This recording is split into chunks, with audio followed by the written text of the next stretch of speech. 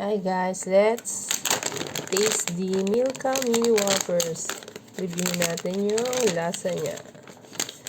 Yung Milka niya, yung Milka chocolate, masarap siya. Bet ko ang chocolate ng Milka.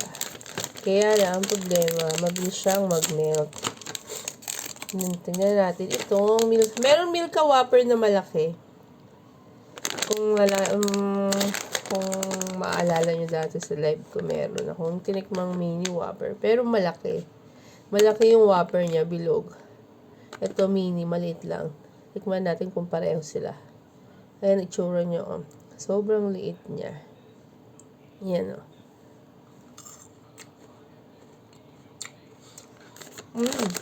Mas masarap to. Kasi, balance yung tamis, tsaka yung salty niya. Hindi katulad sa Milka Whopper na malaki.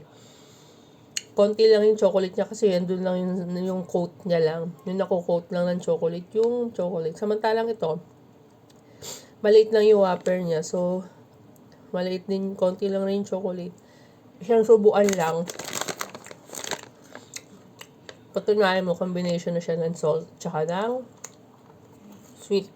Salty and sweet. Masarap siya. Nakakaanik. The best.